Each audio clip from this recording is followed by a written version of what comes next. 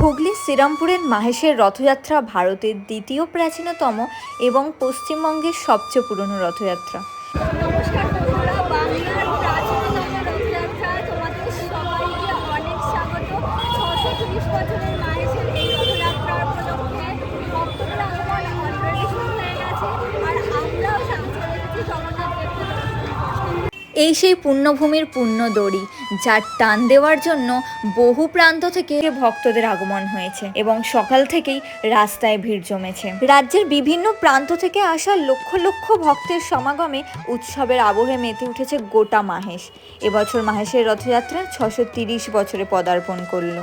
রথযাত্রা হবে আর বৃষ্টি হবে না, এটা তো হতেই পারে না। প্রত্যেক বছর আর আজকেও বৃষ্টি শুরু হয়ে গেছে।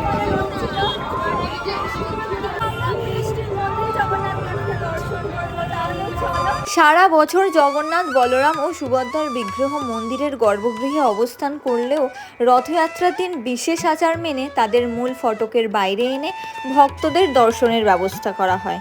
তাদের পুজো দেওয়ানোর ব্যবস্থাও করা হয়। এরপর ঐতিহ্যবাহী রথে চড়ে তারা মাসির বাড়ির উদ্দেশ্যে যাত্রা করেন। মাহেশ জগন্নাথ মন্দিরের সামনে জিটি রোডের ধারে সারা বছর সংরক্ষিত থাকে এই ঐতিহাসিক রথটি।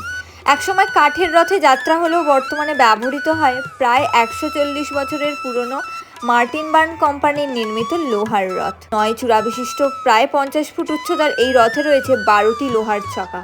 পুরীর পর ভারতের দ্বিতীয় প্রাচীনতম রথযাত্রার গৌরব বহন করে মাহেশ। রথযাত্রাকে কেন্দ্র করে মন্দির সংলগ্ন স্নানপিড়ি মাঠে বসেছে বিশাল মেলা। সকাল থেকেই মন্দিরে চলছে পূজা, ভক্তিগীতি ও সাংস্কৃতিক অনুষ্ঠান। ভক্তদের জন্য ভোগের প্রসাদেরও ব্যবস্থা করা হয়েছে। ভালো মতো দর্শন করে আমরা এবার রওনা দিচ্ছি বাড়ির উদ্দেশ্যে। আবার আমাদের দেখা হচ্ছে অন্য কোনো ভিডিওতে, অন্য কোনো সময়, অন্য কোনো ব্লগে। জয় জগন্নাথ।